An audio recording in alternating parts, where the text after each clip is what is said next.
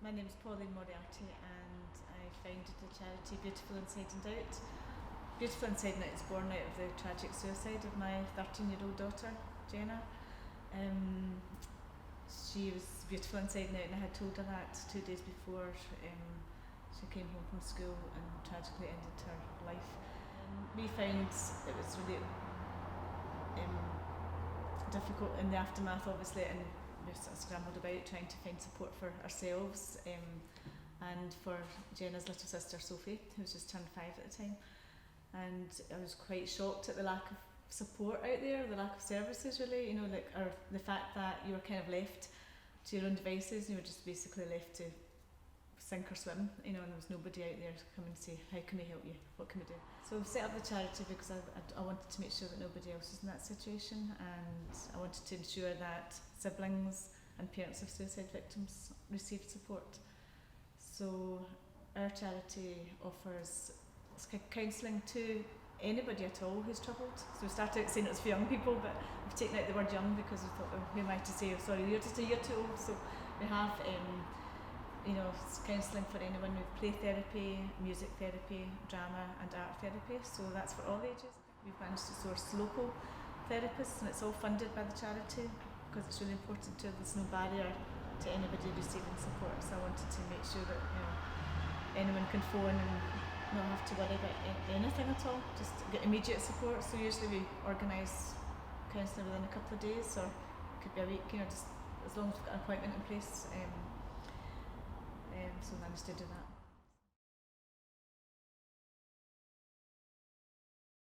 Yeah, the main aim, as I say, is to save lives, to improve lives, to improve well-being, but also to raise awareness. So we do a lot of work in schools. We have a counsellor who goes into schools and supports young people in groups or individually. We've supported adults as well, so if there's been a tragic incident in a school, our counsellor's gone in and supported the staff maybe over several weeks just to sort of help them individually and together to sort of regroup and, you know, give them the support that they need.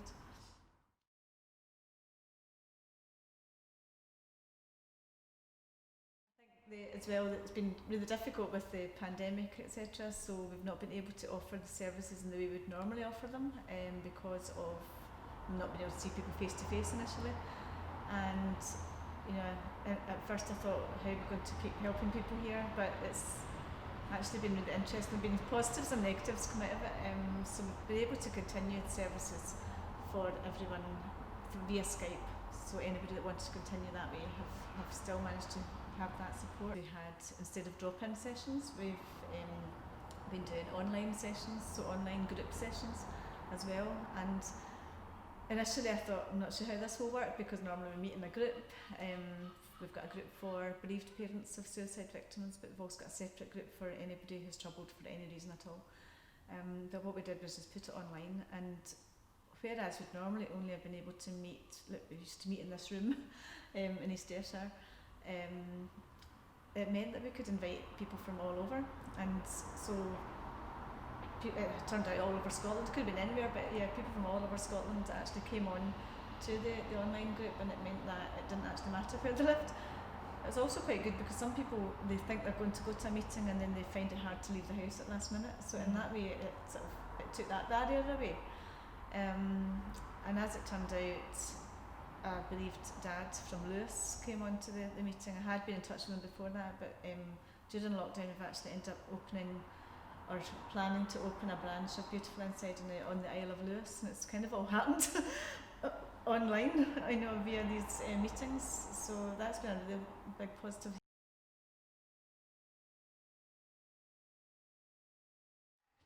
So I'm often asked by parents in schools, what to look for if you're, worried about a young person or a person of any age, to be honest.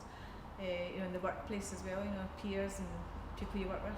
And I think it's mostly just to look at any changes in behaviour, so perhaps your young person might sort of take themselves off to the room, and the problem with that is that's quite normal adolescent behaviour, quite often they end up retreating to the room, and that's what I had felt with Jenna. I thought, why is she quiet? The last 6 months she'd gone really quiet and had gone to her room a lot, and I'd mentioned it to other people, and I've been told, oh, that's just been 13, just ride the waves, she'll come out the other end.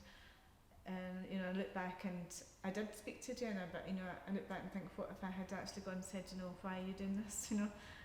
Probably more than I did. And I think it's to build up that rapport. It's difficult because when it's your own family, it can be difficult. But I think if just to get across to people that even it might not be their own family they want to speak to, but to speak to somebody else that they feel that they can trust.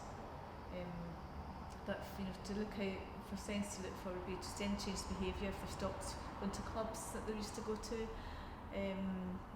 or if they started maybe taking part in sort of antisocial behaviour, or going places that you're a wee bit dubious about, or being with different people. I think it's just important to have that conversation and to sit down and just straight talk. Like very often to ask the words, do you have a plan to take your own life? If you are concerned, it's important to actually ask that question. A lot of people shy away from it and think you can't ask that because you put the idea into the head, but that is supposed to be a myth. That you can't put an idea into someone's head. If they're thinking about doing that, then they will. And if you mention it, then it doesn't make that happen. So it's just about trying to stop that process and intervene and make people see that there's a a solution to how they're feeling that's not going to last forever, that can help.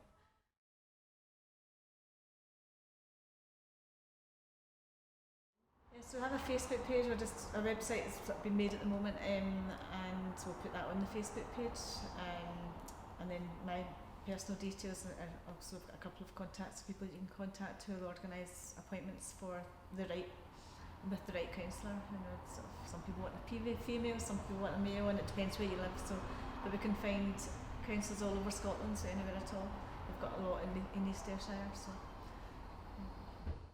So at Beautiful Inside and Out, we have trained counsellors that are all fully qualified, and they have great techniques for helping people to work through their problem or work through their issues or whatever's troubling them at the time, and come out the other end. And we're always going to be there, so it's not a case of I've been already, and I feel a bit better now, and then you think actually I'm not so good now. We've had people that have come back to us and said I'm not doing too well again, and it's like no problem. So there's never any limit to the number of sessions that we offer either. It's different for every person,